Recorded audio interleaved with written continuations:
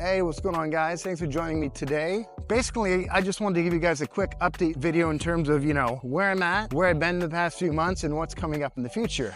Some of you guys know I've dabbled with YouTube more and more over the past few years, but maybe for the past 9 months more seriously committed to it. Committed to, learning it, committing to creating better quality content, trying to understand more how it works, as well as more regularly posting. And so for that, I have to thank you guys for your support and ongoing viewership, because right now I've actually been monetized by YouTube, which basically means you have 1,000 subscribers and you have 4,000 watch hours in the past year. It's kind of base camp 1 of Everest, but it just means that you're allowed to collect, revenue from ads, and also makes it easier for you to get brand sponsorship, affiliate links, and make more money that way. So first of all, thank you guys for that.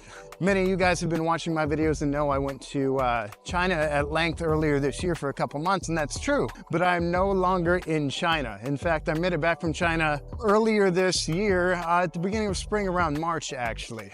And many have been confused about, where I am, what I've been going, because a lot of the videos I've been posting dealt with the fact of the time when I was in China, especially Xi'an. And I'm certainly not trying to trick anyone. The reality is just that the length and depth of the videos that I'm making take a while to make. On average, probably 30 to 40 hours. But at this point, that's just the requirement of what it takes to make a tour of Xi'an, a beginning to end 10-hour bullet train ride movie, something like this, right? It takes time. Speaking of the type of material I was making when I was there, it's quite varied, from food to dressing up as a Roman soldier and parading around Shanghai's biggest tourist spot, to eating rabbit heads, to checking out the terracotta warriors in Xi'an. So if you want to see any of those videos, check out the links above. You can check out the playlist as well. See if you find something you like. Let me know your thoughts on that. And overall, my reasons for going to China were actually quite multifaceted. Basically put my education and my language skills to use, and it was quite successful, I would say. I was able to partner with a few different people working on a few different projects. I worked with Xinhua News, which is the largest news company in all of China, which is pretty nice.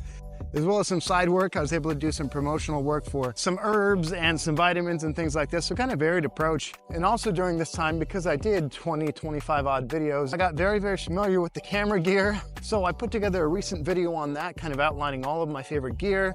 You can also check that out above. It's in the playlist.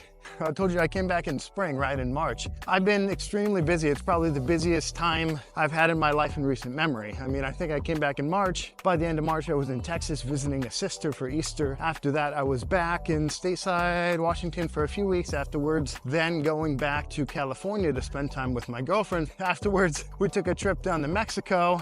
And most recently, I was down in Florida visiting my grandfather, hang out and spend some time with him, which was a great blessing. And on top of that, I was also able to do a sermon at my church, kind of just talking about, how God calls us to be a light in the darkness and to shine bright wherever we go. So if you want to check out that sermon, that's also above. You can find it in the playlist. And in terms of the videos up to this point, I've kind of really been trying to give Americans a bird's eye and even closer view of China. What Chinese people are like, what the culture's like, what various cities are like, what it's like to roam and just see and mingle and be around them. But I have to be a little bit more fair too.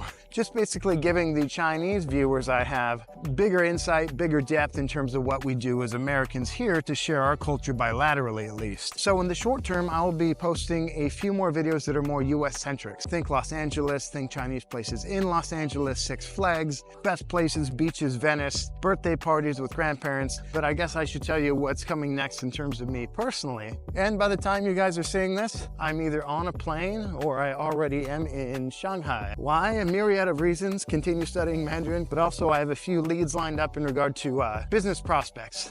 One with Shanghai Daily News, some other media companies as well. And not only that, but I'll be going back to Xi'an. I did kind of a brief intro, 3 days packed into 2 movies, but I didn't get basically everything I wanted to get. There's still more things I wanted to see. There's still more things I wanted to shoot. So we'll be going back there to spend some time traveling, to see their Great Wall, to climb the most terrifying mountain in China known as Huashan, and just basically give you an idea of what the view and culture of the Xi'anese people is like versus Shanghai. So if you've gotten value, if you've enjoyed what you've seen, feel free to give me a little bumper, buy me a coffee, shoot me a Venmo. You can support the endeavors of my travels here. I'd appreciate it so much.